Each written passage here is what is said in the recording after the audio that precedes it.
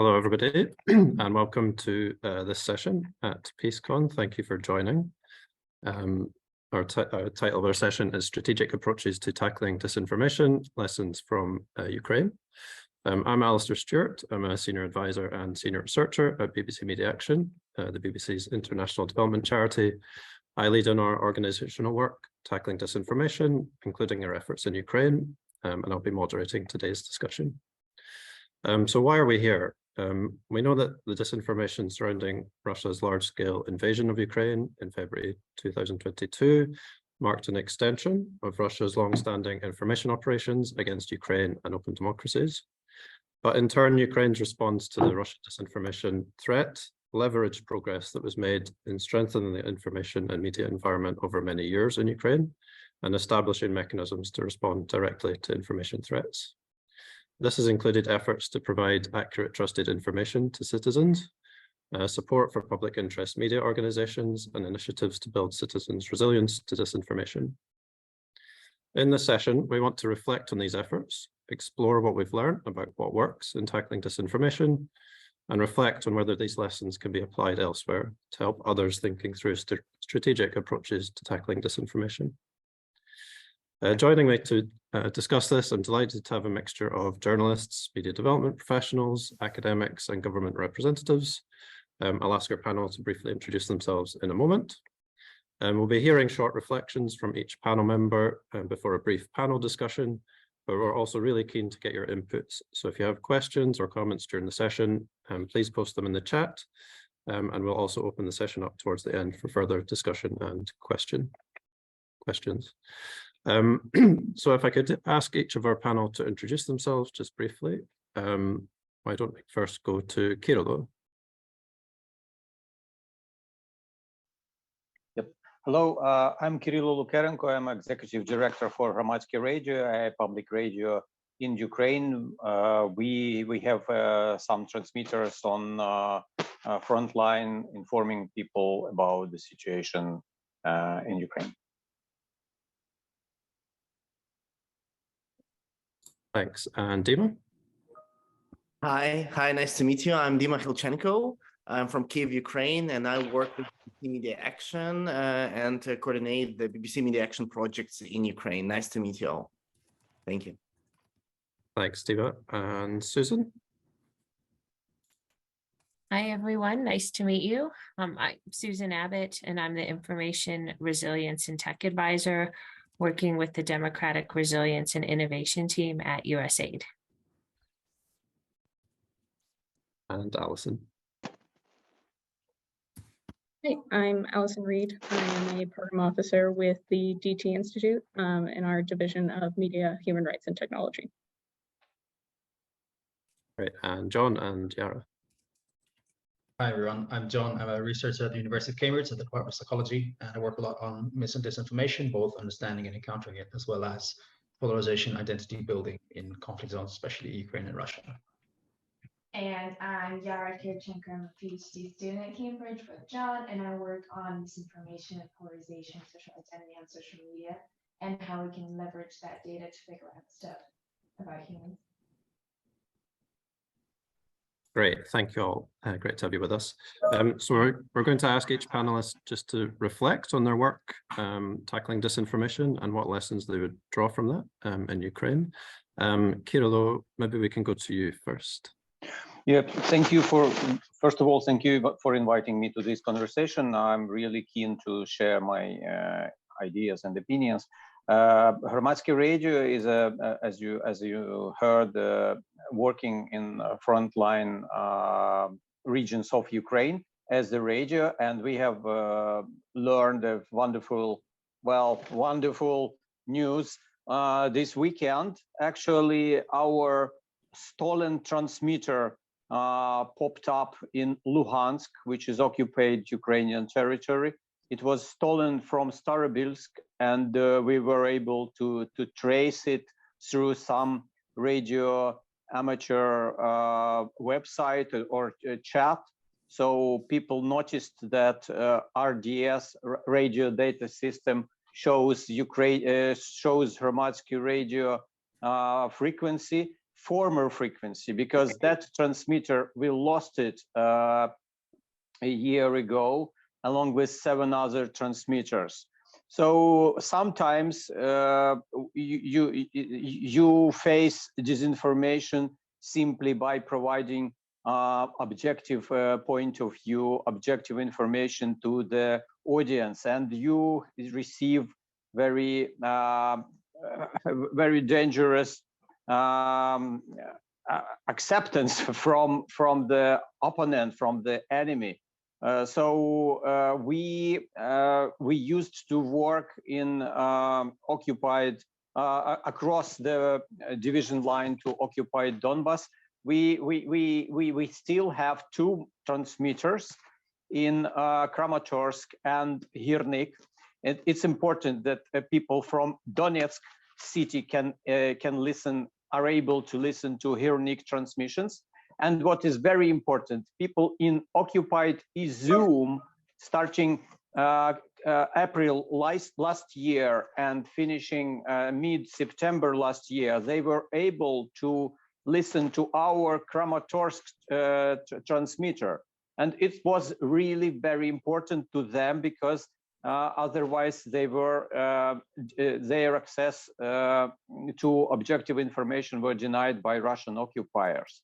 So Hromadske Radio works against disinformation simply by providing objective opinions and news to their audience. Second, very important sphere we're working against disinformation is in social networks, which is very, very interesting. Our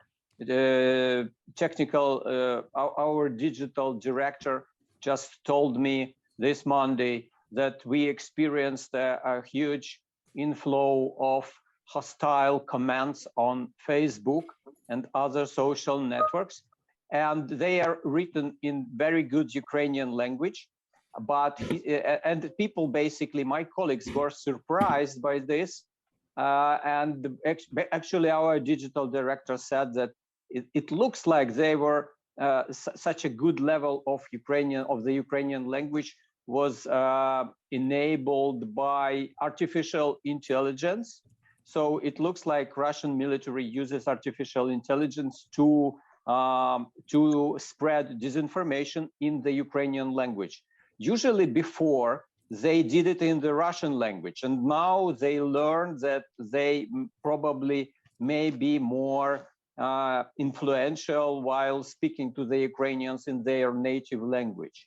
So we are between those two points, working as an old-fashioned radio and working against Russian artificial intelligence. We are ourselves are trying to switch to artificial intelligence. We are trying to decipher, to transcribe our shows and put them on the radio. But also we are trying to work with YouTube, and we are actually we receive significant help from the American people, including USAID, including DT Institute. And the last project was about Ukrainian influencers who was just talking to our audience in YouTube and sharing their ideas about how to distinguish disinformation and how to understand how not to be caught in that intricate information streams between different opinions, and how to distinguish information from disinformation.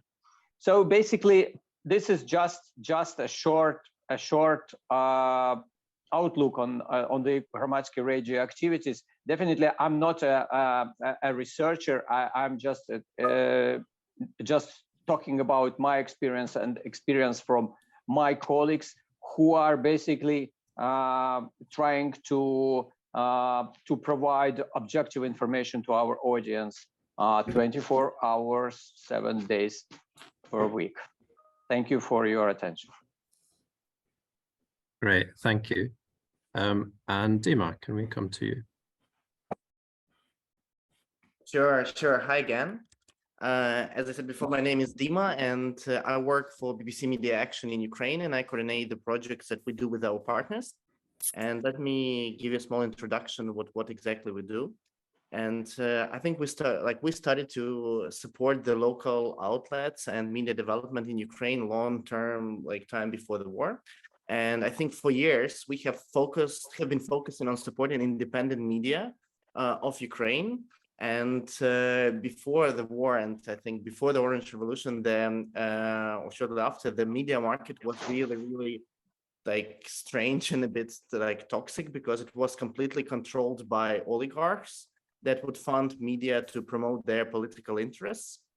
And the independent media were very like small and weak at the time, because they couldn't compete, because they didn't have the proper capacity, the proper funding, and the market operated very strange.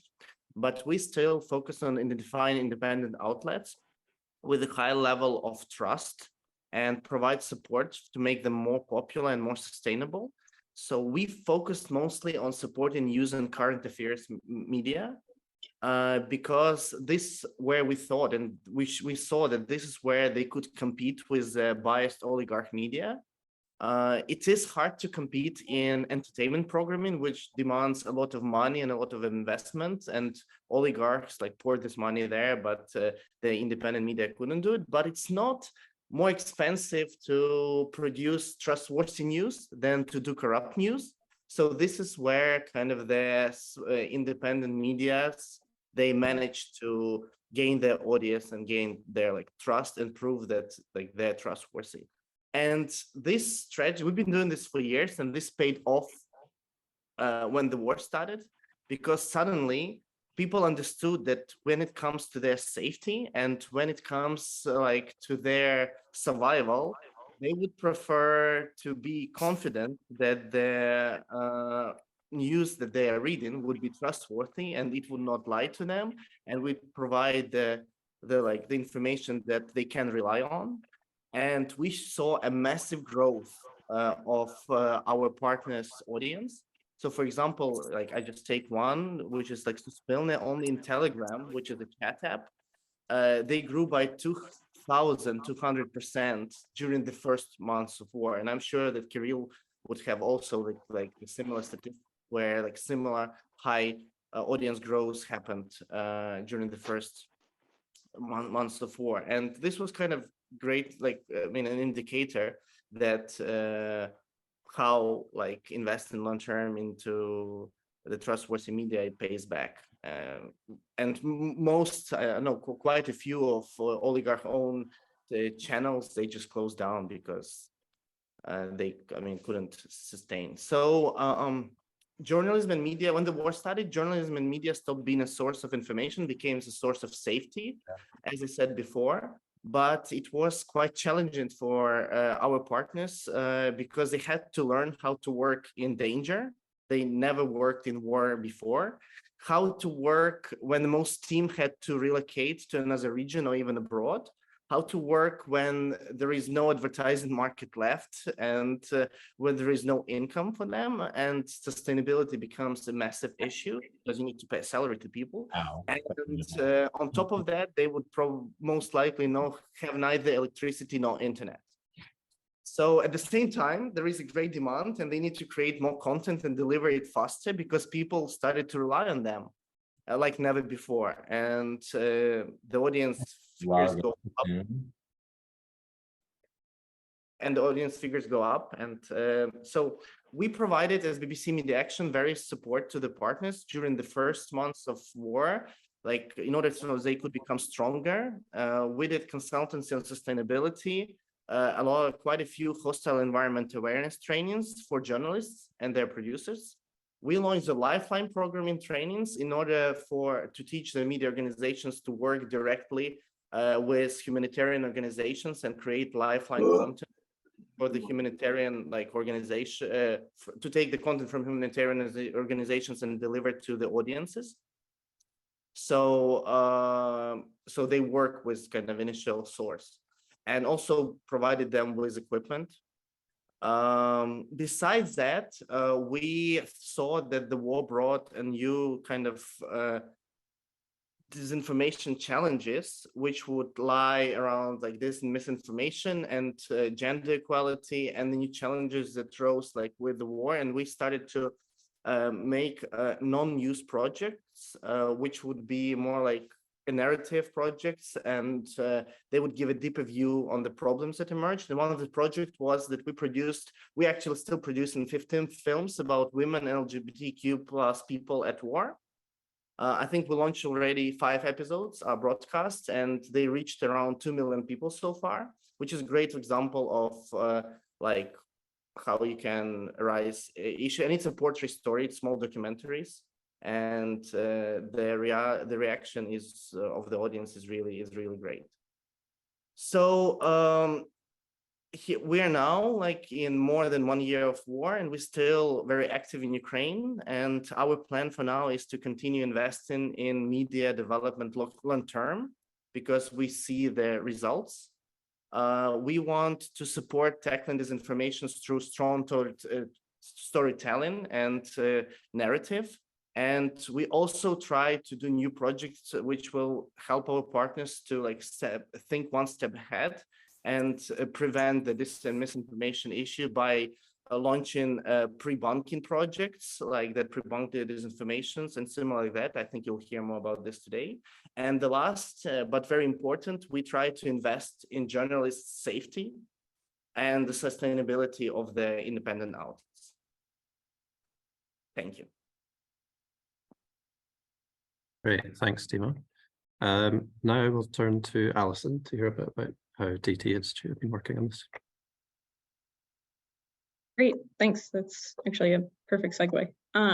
So what we've seen to be effective working with organizations, not only in Ukraine, but across Central and Eastern Europe, is going beyond, one-to-one countering and fact-checking to look at the drivers of belief, and equally important, the drivers that enable these anti-democratic sentiments to take root and live comfortably within the existing structures.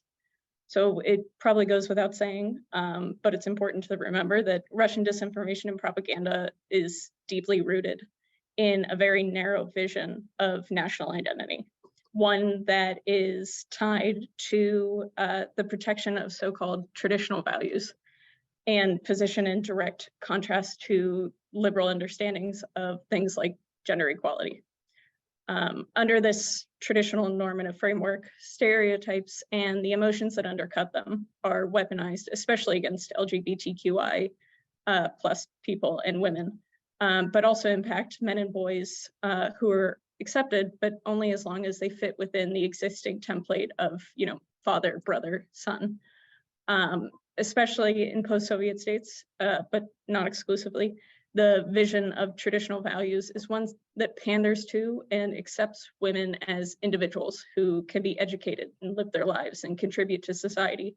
But progress is continually stalled when it comes to the 2 key areas where women are able to gain any sort of power to advance their agency, the economy and politics. Russian disinformation and propaganda use gender disinformation to halt this progress, create an environment of fear and division, and undermine democracy by pushing female and non-binary politicians and activists aside and weaponizing these gender stereotypes. The first step in a much broader and dangerous strategy to erode democracy and human rights. Ultimately, that's why our programming looks so very intentionally at gender disinformation.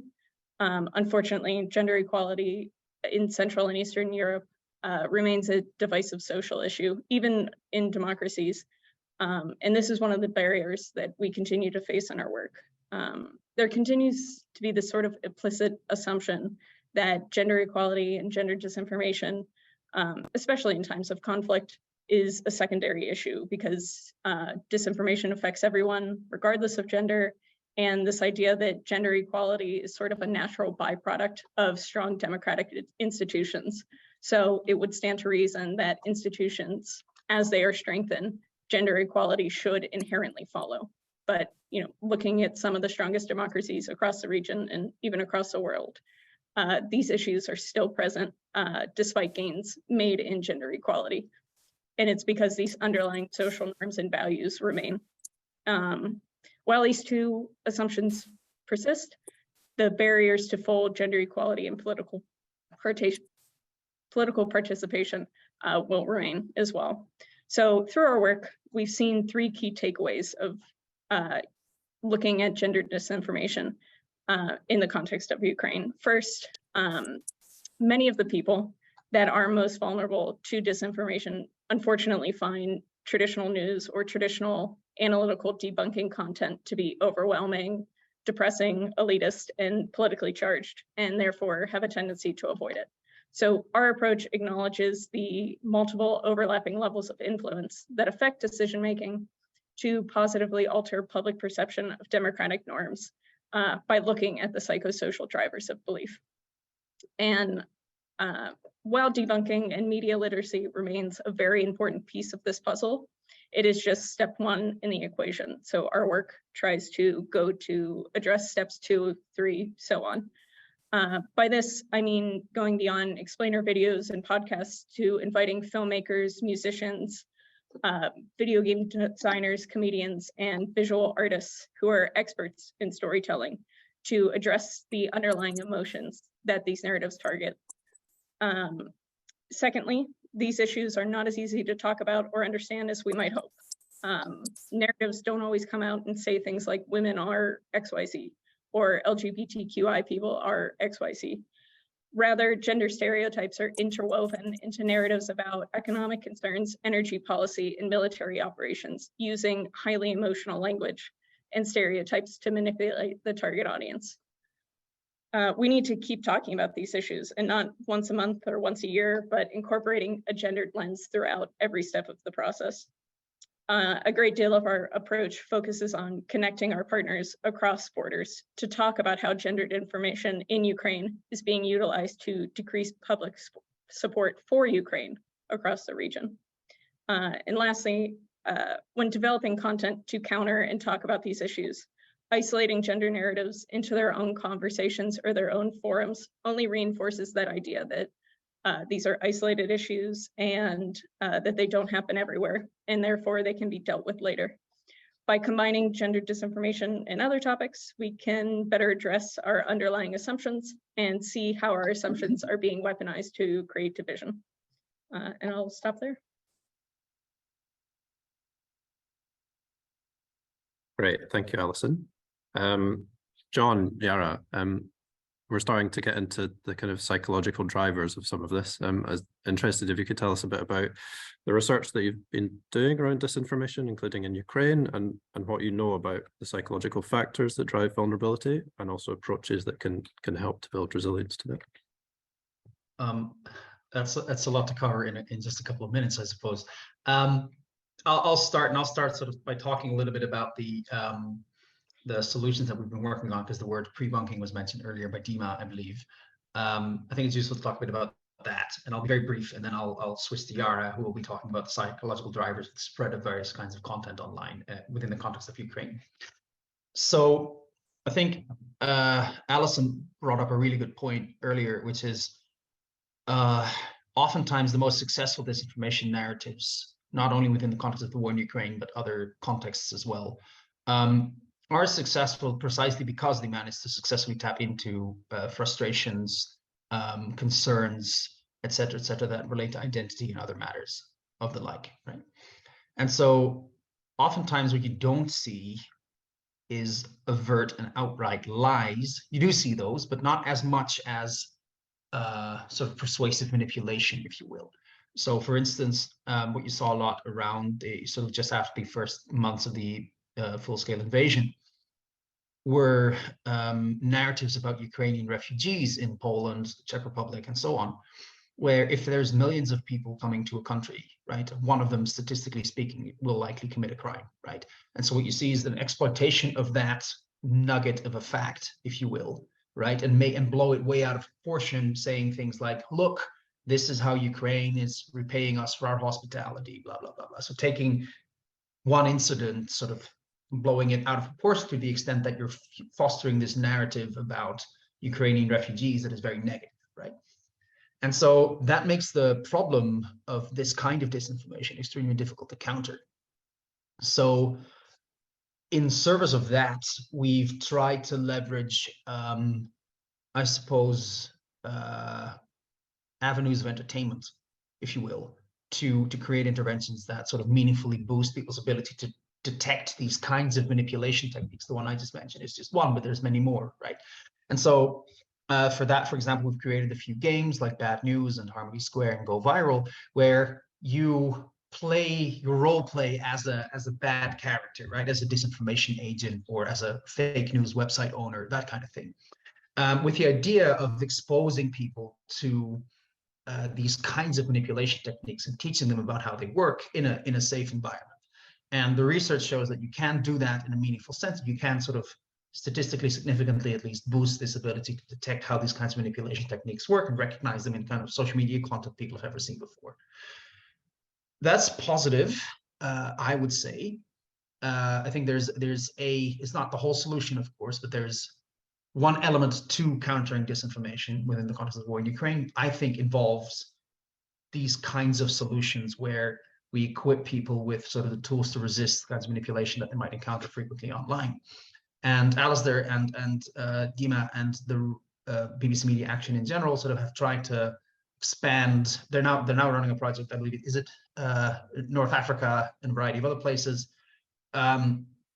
where they're exploring not only how this kind of approach can be applied in, for example, short videos that people might watch online or on social networks, but also things like drama and radio shows and all these kinds of things, where you try to fuse entertainment with education in such a way that it is something that people would voluntarily tune into because they think it's fun, but also it has a meaningful boosting effect on resistance or resilience to disinformation. I'll stop here because I'll let Yara do the talking about how this applies to the context in Ukraine and the research that she's been working on as part of her PhD. Thank you. Thank you, John. So that was about pre-bunking, and this is my sort of role piece will be about a project that we're doing about how news spreads on social media in Ukraine overall. So we looked at the most popular news media sources in Ukraine and we scraped their social media posts from Facebook and Twitter over 6 months before and after the war. And it also includes the Hromadske, and that Kirilla is leading, and Dima mentioned Suspirinia, so Suspirinia is also in the data set. So we took all of those posts and we were wondering what type of language makes posts go viral on social media, especially in this context of war and conflict. So we looked at four different types of language: positive and negative affect, moral, emotional, outrageous language, and also we looked at identity or social identity language. So the most important concepts there is in-group solidarity, so language that makes you language that supports your own group and for Ukraine, for instance, it would be mentioning that Ukrainians are heroic, brave, or that the leadership is doing well, versus the opposite is outgroup hostility, which is sort of hating on the other group, like on the Russians in this context. So we looked at how those different types of languages predict engagement over the entire time frame of 6 months before and 6 months after the invasion in Ukraine. And we found that before the invasion, what predicted engagement the most, so what predicted likes, shares, and retweets the most, was just descriptive language about Russia. So not necessarily hating or disliking Russia, but just posts that mentioned Russia in some way, more than any sort of emotional or moral stuff. But then interestingly, everything spiked on the day of the invasion. So all the outgroup hostility, in-group solidarity, all of those things, they were really high predictors. But then right after the invasion, we found that outgroup hostility and descriptive Russian language did not actually contribute a lot to engagement, but what mattered the most was in-group solidarity, so solidarity with Ukraine and more positive content about being strong here, Ukrainians strong, Ukrainians are resilient and stuff like that. So that teaches us that maybe during conflict, what matters the most with regards to how news are on social media is unity with one's own group in order to achieve group goals. And so we can maybe learn about how disinformation can also use that language to spread more widely online. Yeah, and now I'll put it back to John if he has anything to add on top of this research description. No, thank you very much, Yara. And we will stop here and sort of move on to the discussion. Thank you all very much. Great, thank you both. That's fascinating. I think maybe we can come back to that in the discussion. Last but not least, Susan, I'm interested in your perspectives, both now working at USAID, tackling disinformation, but also your many years of working in media development in various different capacities. Thanks. From a USAID perspective, I think it's important to acknowledge and underscore that USAID's been partnering with local independent media and civil society in Ukraine for more than 30 years. And following Ukraine's independence from the dissolution of the Soviet Union in 1991, Ukraine began a period of transition towards a market economy and participatory democracy. And I think this 30-year partnership between USAID and local civil society, government, media, and the Ukrainian public really is an important context and history to acknowledge, because I think as we're hearing from the panelists and drawing from my own research, I think that we can see that one of the key factors of how and why Ukraine has endured, and why independent media in particular has endured, and why the public may prefer some of these independent media platforms and local media is due to a very long process, didn't just happen overnight. And that the fruits of endeavors like Hrvatsky TV and others are situated in a context of a lot of hard work and development that's taken place, over these 3 decades. So I guess acknowledging that the past 3 decades of work have laid this foundation for a strong, vibrant, and robust independent media, as well as civil society, is one of the things I wanted to kind of underscore. And that one of the things that we've seen from research, in fact, is that more than 90% of the Ukrainian public sentiment shows a majority of support for support for pluralism and democracy. And this is really quite an astonishing fact. A colleague of mine points out that never before in Ukrainian kind of modern history has there been such a consensus and so much groundswell and support for democracy and a human rights oriented value system. And to me, that seems important to call out as part of resilience overall.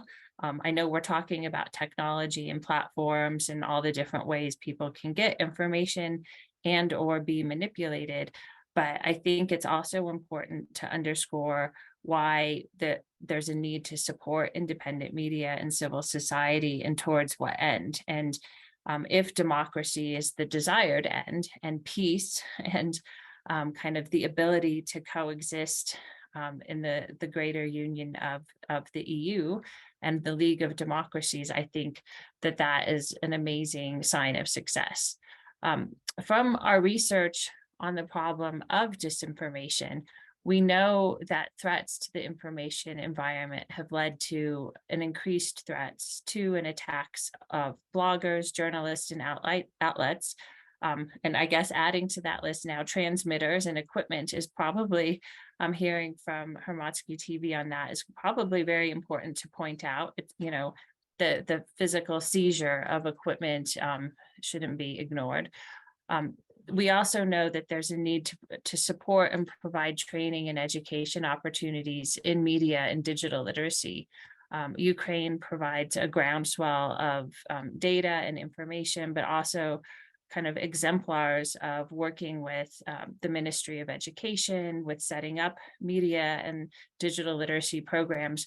And there's a lot to study and understand about how that's working, and just basic pedagogies and how to set things up with school systems and with different populations, not just young people, but also older people.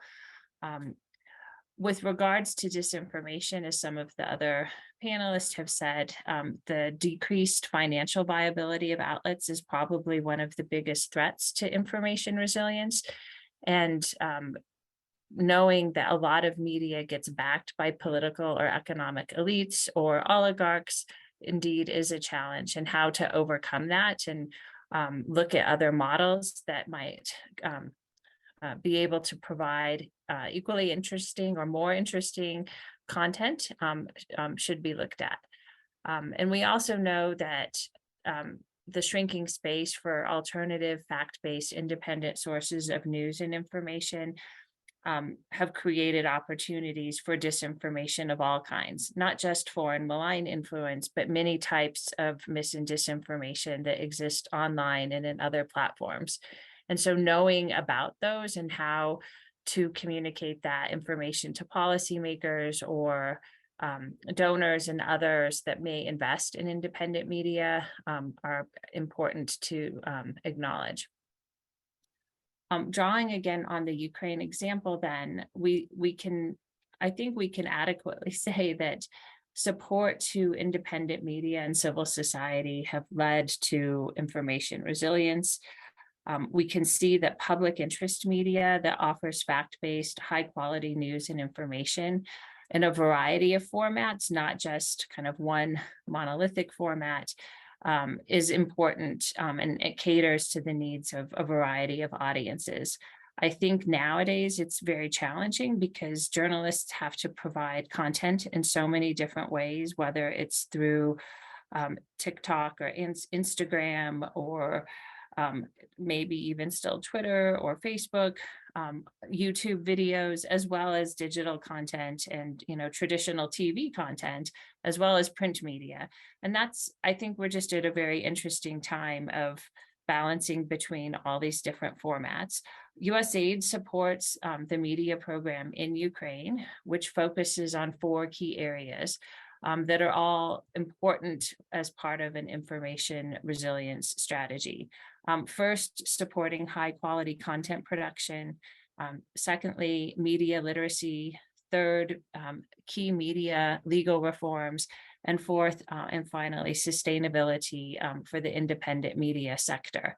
I think these 4 areas are key to look at, and I'd be curious if there are other areas that people feel would be vital as well. Some of the data or research that USAID has commissioned shows that USAID support after these 30 years has enhanced the independent media environment in the country overall, including helping to establish its public service broadcaster, working to reform laws, including transparency of ownership and privatization of print media that allows for greater access to public information, as well as supporting the emergence of strong local media support organizations. And again, acknowledging that the vibrancy and sustainability of these don't happen overnight. This is ongoing and at a time of war, very challenging. In the first 6 months of 2022, MPU partners created 3,000 media reports to ensure Ukrainians are well informed with reliable and independent information. And USAID MPU supported content reached 45.4 million views across online platforms, and radio audiences were estimated at 14.8 million listeners, and TV audiences were around 35.9 million. Clearly, you can see here that the appetite and interest for independent media is quite strong. In addition, USAID, through the media program in Ukraine, has supported 90 local media support or advocacy organizations, 387 independent media outlets, and this support is throughout the country, not just in central urban areas. I guess the key takeaway is what's most important is, and we know this from working on many different disinformation research related products, including USAID's Disinformation Primer, is that one of the most important, if not the most important factors in supporting information resilience is simply providing access to truthful, fact-based, independent media. And in terms of kind of my overarching kind of takeaways from my consulting work, as well as what I've been doing with USAID, I think in terms of theories of change and measurement and impact, independent media in general has a lot to learn from Ukraine, especially looking at the confluence between journalism, media, digital rights, and civil society. And I think one of the key areas that often gets ignored actually is civil society. The advocacy groups are important, but civil society as a whole. And I think understanding how to research how these different actors have worked together and looking historically at what happened as good practice or lessons learned would help the rest of us, not just in Ukraine, but other countries.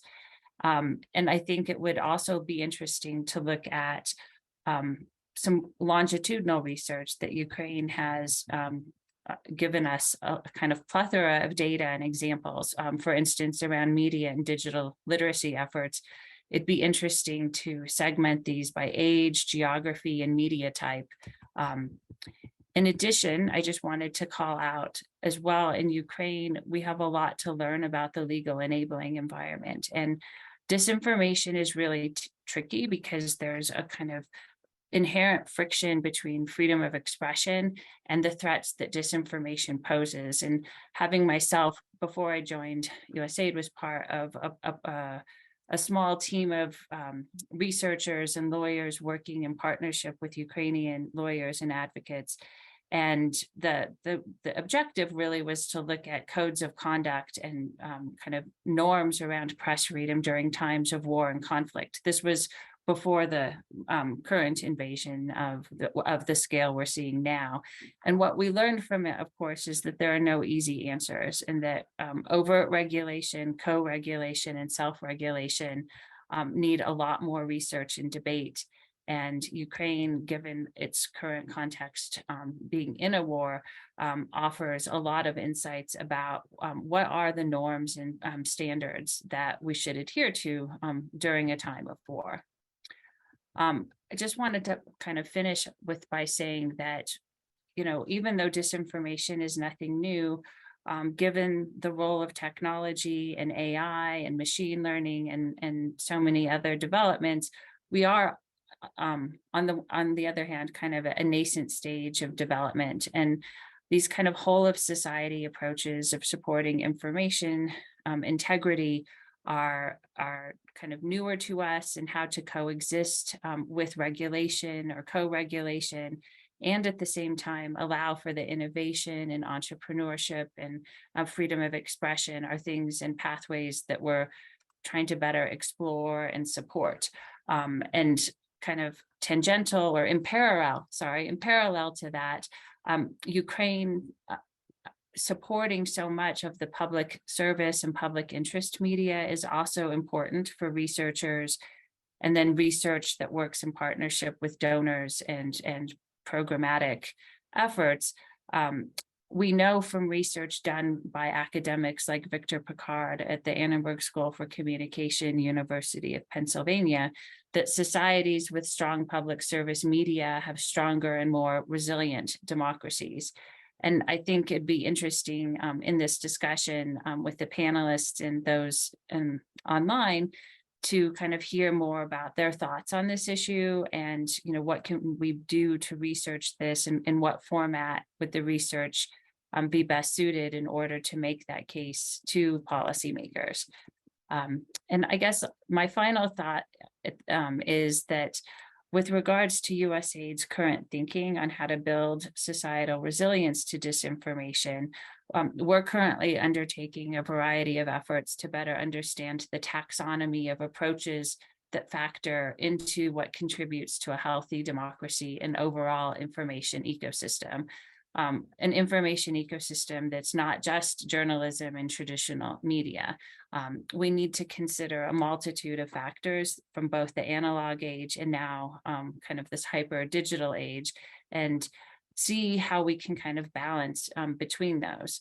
And I guess at the end of the day, the context part is most important, that even though we know technology are going to coexist with us for a long time to come, at the end of the day, we can see that a human-centered approach is what's most needed. And I think having better discussions about where the human meets the tech would be really helpful.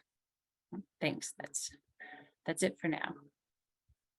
Thanks, Susan. That's great, and lots of things to ponder and discuss. We're going to have a chat amongst the panel now, but if people in the audience have questions, please do start to post them in the chat. Or if you're very brave, feel free to put your hand up and I will bring you in as well. To the panelists then, I guess, several of you are kind of talking about ways in which the conflict has affected how people are experiencing disinformation. Yara, your research sounds really interesting in terms of what was driving engagement with content online. I'm just wondering, what are people's reflections about how the conflict changed disinformation tactics, whether an active conflict changed how people were experiencing and reacting to disinformation, and what we can learn from that about kind of tactics to tackle disinformation in a live conflict environment.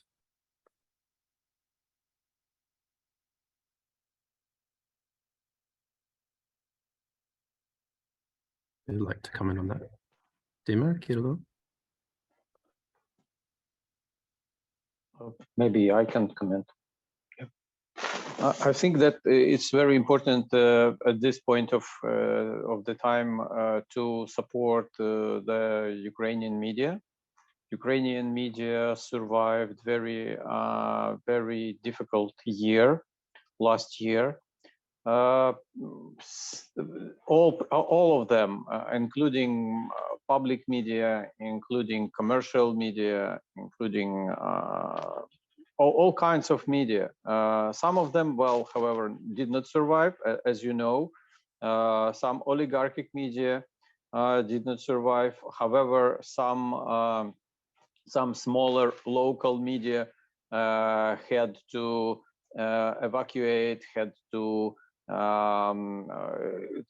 they became IDPs in some other regions, or even they had to become refugees.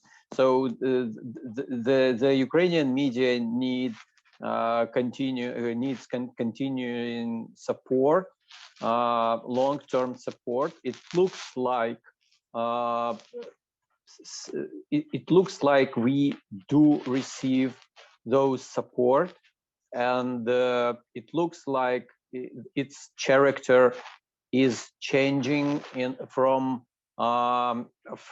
short term into long term, which is very important, because Ukrainian media are becoming more and more popular in Ukraine. Well, maybe it sounds funny for some people, but those who know the context of the Ukrainian media environment, they probably are aware about how Russian media were popular in Ukraine just a few years ago, despite the war. And it looks like at this moment, Russian media are being more and more irrelevant for the Ukrainian audience. It's really a very important moment. I would say that definitely they probably Russian television is less important, but Russian Telegram channels are still quite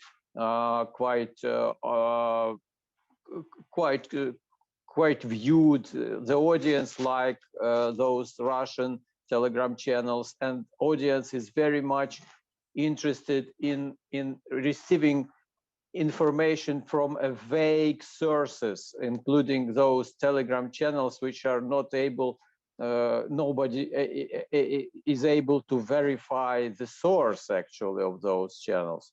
So probably we need to have more research on Telegram, and well, how and what I heard from our scholars who participate in this panel is very important to understand how really the audience is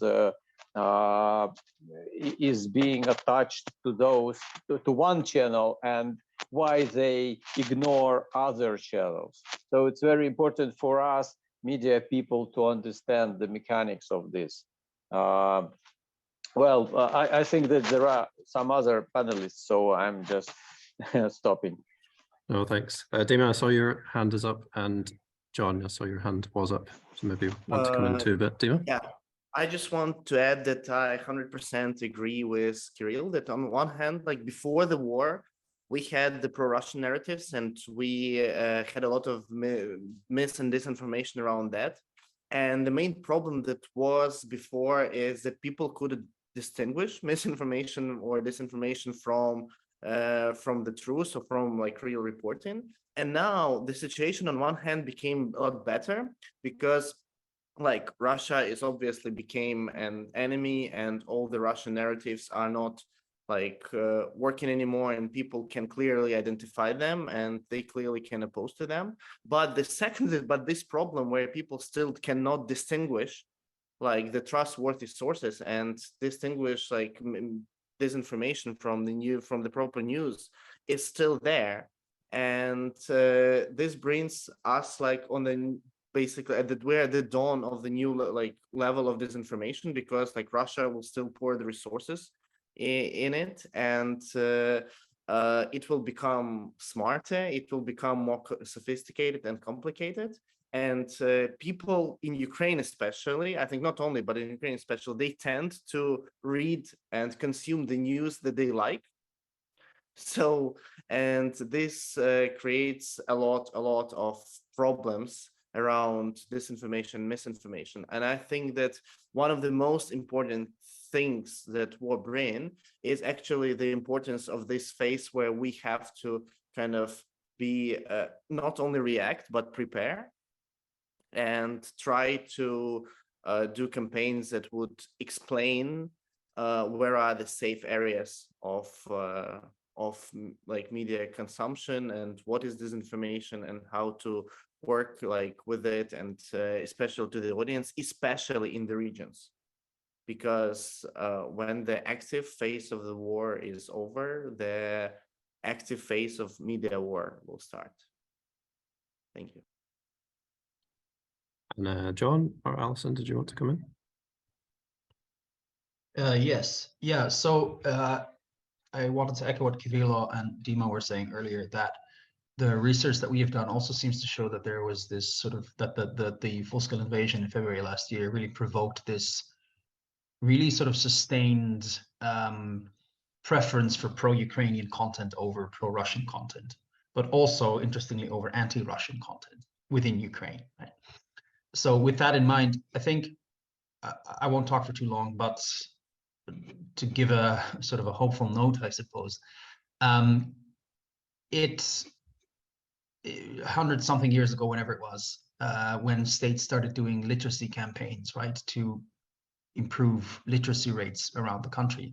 Those have been really successful. So my hope is that you can basically do the same with media literacy or digital literacy or disinformation resilience or something like that, in the sense that I think that those two things are conceptually similar. It's just that it requires a lot of sort of sustained goodwill and effort over a period of multiple years, but I think in theory it can be done. Thank you. Yara, do you have anything to add? No, not really. Well put. Yeah, just jump in definitely. quickly there. I just wanted to your question about changes in the impact of disinformation since the initial invasion. I think disinformation is often more accepted in times of hyper vigilance or very emotional situations. So it's sort of obvious, I suppose, to say that disinformation would be affecting people to a greater extent than before. So for instance, like thinking about disinformation surrounding evacuation routes or disinformation affecting people's ability to access civil services. I think in those ways that it has been affecting people in a very physical way as well as psychological, that we don't talk about quite as much. Great, thank you. And yeah, I wanted to come back just to your point about the research you were doing about kind of what's driving engagement, and we touched on it, but just to expand on it a little bit.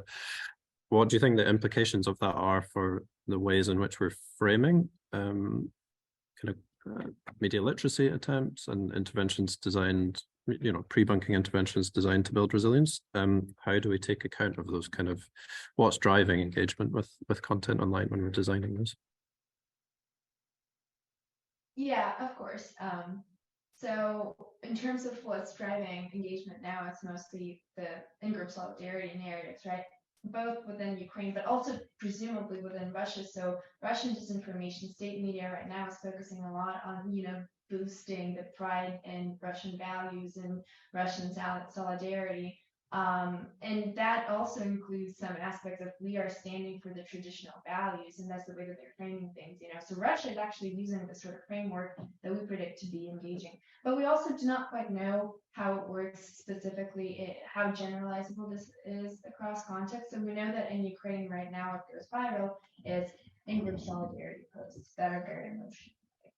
So we can potentially use this to construct pre-bunking messages that use this in-group solidarity framing, but also combine it with stuff like it's important to evaluate sources, you know, or more like objective, because disinformation can also come from your side, or the other side can mask itself as your side to promote specific topics, you know.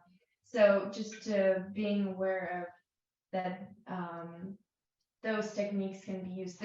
This finding that we have that solidarity type engagement can be used by both sides. Great, thank you. Susan? I just had a question for some of the other panelists, actually. Maybe this is particularly directed to those working in the media. I heard from some folks that there was a very interesting trend going on, because a lot of the efforts to support information resilience or counter disinformation, of course, take place in Ukraine. But a corollary to it is public sentiment and public attitudes outside of Ukraine. And this gentleman, you know, pointed out that Russia has embassies and consulates and a diplomatic presence all over, and Russia today has its services in English and Spanish and all different languages. And you all have just alluded to the fact that Russia's now pivoting and creating content in Ukrainian and trying to tailor things. So I just wondered, from your perspectives in this effort to support resilient societies, how important or relevant do you think the sentiment is from the other countries in Europe, certainly, but elsewhere around the world? And what are you doing, or what can be done to better support an understanding of Ukraine and kind of public will for what's happening in Ukraine?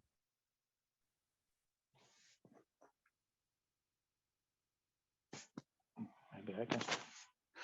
I think for Ukrainians it's very important to hear voices from outside, voices of support and voices of understanding, because I don't know, in my news outlet, when we put some news about rallies and demonstrations in other countries supporting Ukrainian cause, it's always a huge popularity. Those posts enjoy huge popularity. So it's very important for the Ukrainians to know that they are not alone in this very difficult period of time, and all voices of support are very, very valuable. Well, I don't know. Maybe we need more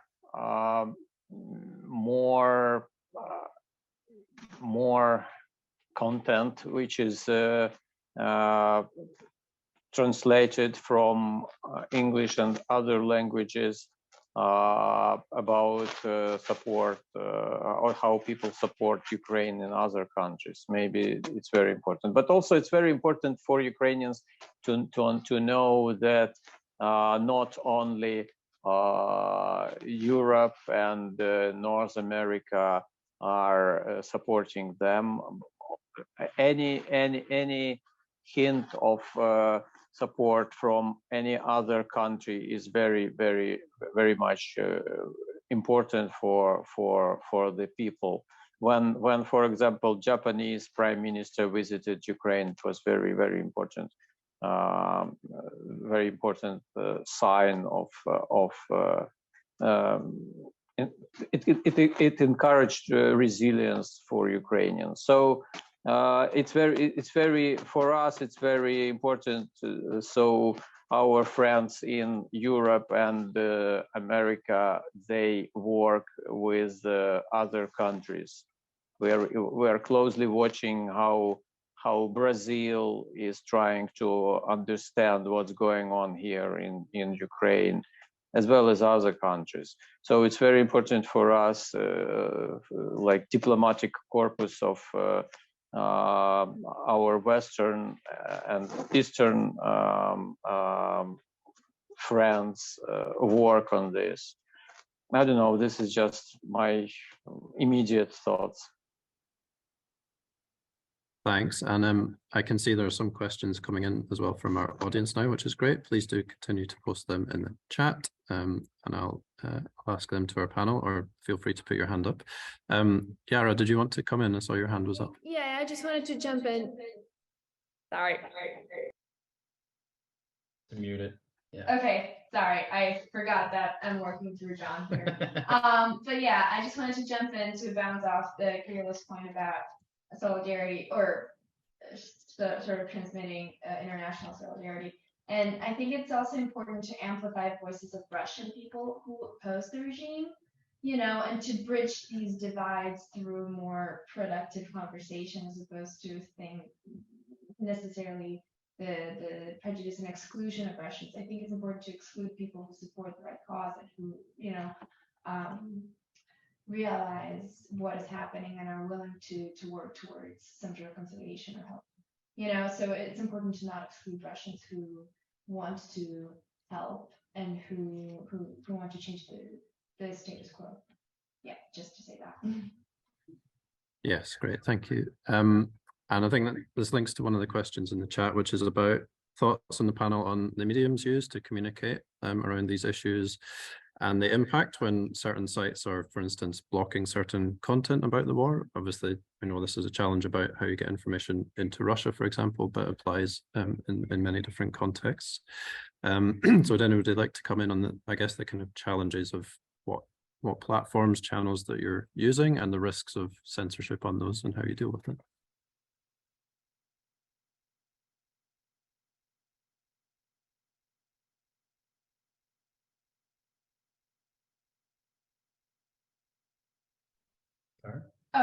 I guess I could say a few words about platforms that aren't banned in Russia that you could use to communicate with Russians, you know, or with Ukrainians. So for instance, Telegram is a platform that's really understudied now, but that has a huge reach and impact in Russia. In fact, it's the platform that Russians and Ukrainians go to for news these days.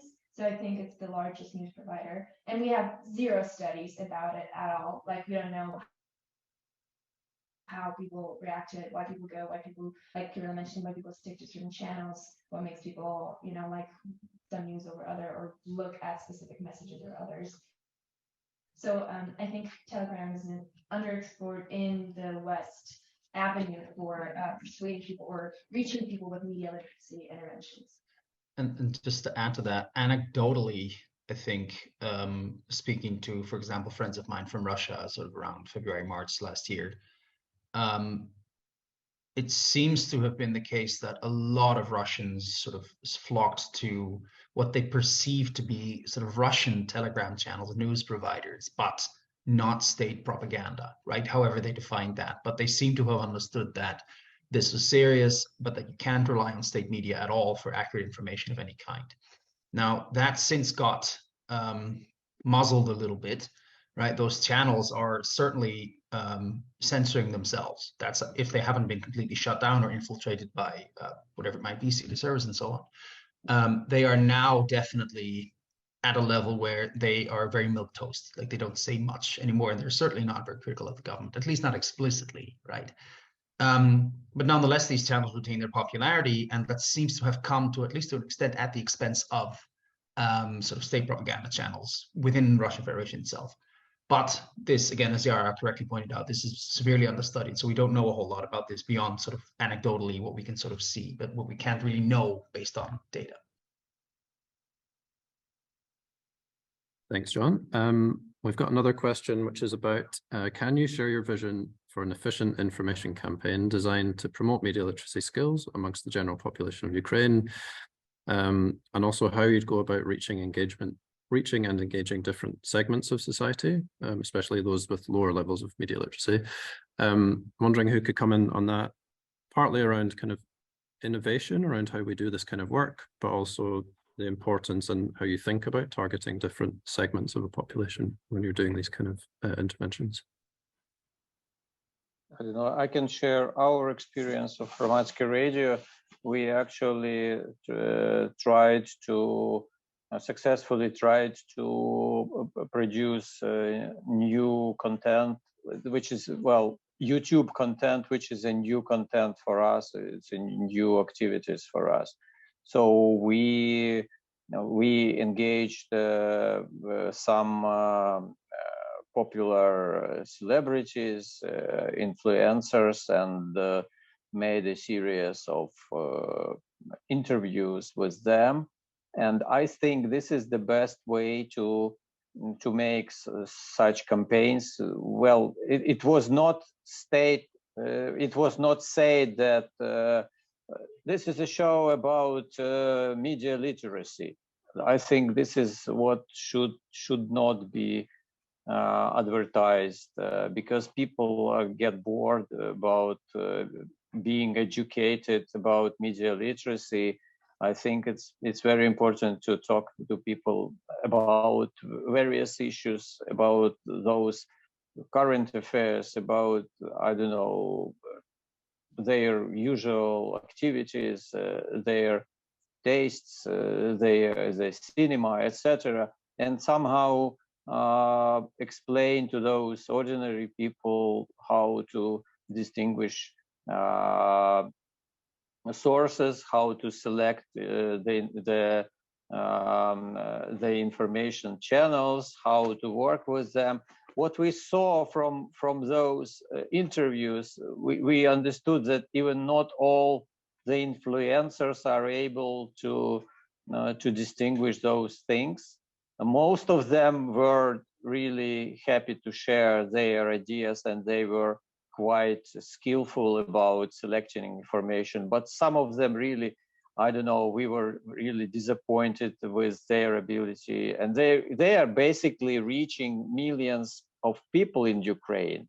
And this is really a very important thing to understand, that we need to talk to very, very ordinary people through some intermediaries, through those people who can educate them. And it should not be an educational campaign. It should be like interwoven.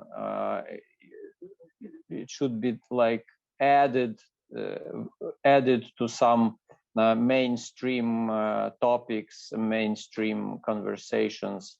I think this is very important for reaching people who consume YouTube.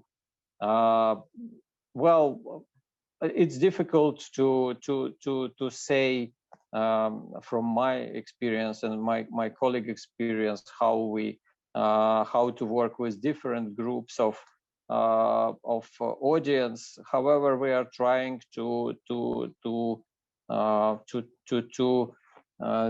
distinguish those different interests and to reach various groups of people with various tactics or various approaches to help them.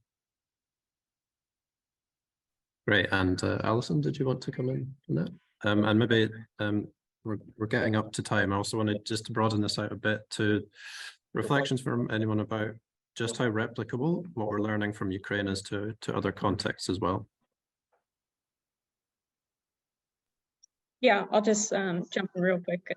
I do think that the educational side of things is key. Like where we see it as educational for the people that this isn't natural or they're not exposed to this sort of conversation. It's not just educational, it's challenging their worldview.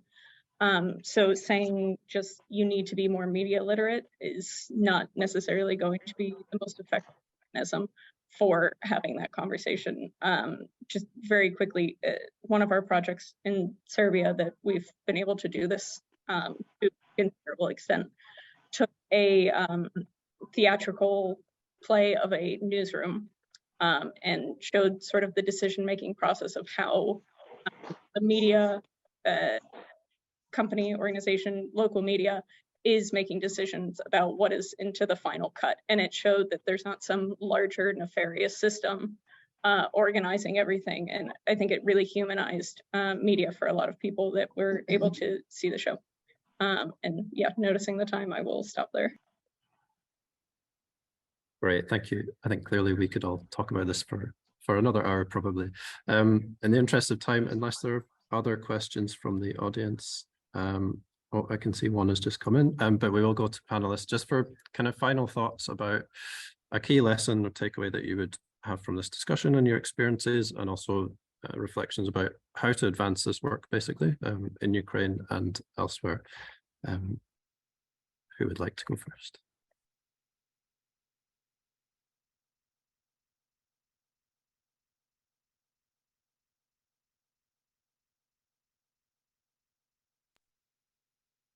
I'll pick someone. Maybe I can start. Well, we should distinguish various audiences and find approaches to those various audiences to make impact. So it's very important to understand to whom we are talking and what how should we build the conversation with various people. Like my organization, we are trying to talk to people over the radio, on social networks, on the YouTube, and we launched a Telegram channel.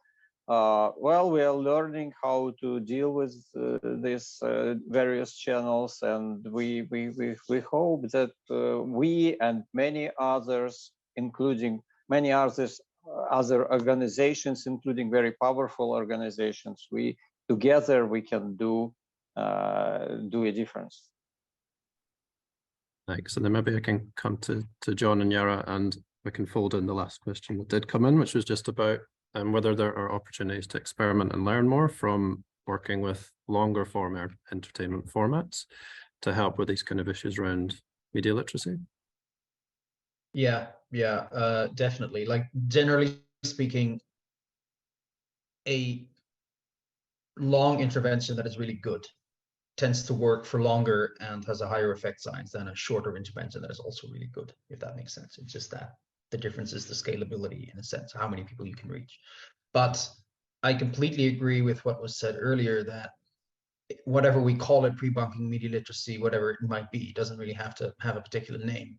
The key is getting people to engage with it voluntarily in a way that they're happy with, right? What you can't really expect is people to engage with educational materials, let's say, if they're not interested in education at the moment, right? If you're, I don't know, 45-year-old engineer, let's say, you don't necessarily want to go back to school or feel like someone is asking you to, you know, sit in the school benches and learn something. So I think it's really important to think about how we can combine efficacy, if you will, with entertainment in such a way that it's genuinely something that people might want to, consume, some kind of cultural product, let's say, in a way that also might actually end up being beneficial. So yeah, a great comment, Anna. Thank you for this. Yara, do you have something to add? No. Okay, thank you. Super. Dima, any last thoughts from you? Yeah, I would actually add on this last question a little bit that like the problem with the long form and especially with entertainment, that it costs a lot of money and it takes a lot of time to design it, like to create this content. And then like you spend a lot of money, a lot of time, and then like by the time you finish it, the situation changes, and it's very hard to predict, and it's a very, very difficult investment. It doesn't mean that you don't have to do it, but I think that like it has to be both. But it's really sometimes, at least like in our project in Ukraine, it's sometimes a difficult bet. Like that's why I think that we mostly stick to something which can be like turn around fast and created. And yeah, and for the general comment, I think that yeah, it's now like a very, very important time to, especially in Ukraine, to kind of put a lot of effort into tackling mis and disinformation. But at the same time, there is a lot of new ways like to do it. And what we didn't touch, I think, much is also like, which is expanding now in Ukraine, is an AI, like both in producing it and both in fighting disinformation. So I think that the next couple of years, considering all these points, it would be quite challenging, but interesting. Thank you. Thanks, Dima. Alison, any final reflection? Yeah, I'll keep it real short and sweet. It sounds like there's a lot more work to be done, and I will be reaching out to some of the other panelists after this. Thanks. Super. Susan, last word to you. Yeah, thanks. I wanted to underscore what Dima was saying. I'm having myself designed and tried to put together a lot of media literacy evaluations. We came to the conclusion that the evaluation would cost more than the project. So I think we need to look to actually AI and ChatGPT and these types of tools to come up with more cost-effective models of doing research, actually, and that would be an exciting new frontier to think about for M&E. And for anyone who is still listening, or the panelists, I'm currently working on monitoring, evaluation, research, and learning for information resilience programs. And if anyone would like to talk about indicators or theories of change or continue this discussion, I would love to speak with you. So thanks, Alistair, for organizing this. It's been a great discussion. Thanks, Susan. And yes, thanks to all of you on the panel for your contributions, and everybody who's tuned in to listen. I hope it's been useful, informative, but also obviously there's lots more to do and think about in this area. So I'm sure we'll continue these discussions. Thanks again, and we hope you enjoy the rest of PeaceCon. Thanks, everyone. Yeah. Bye-bye.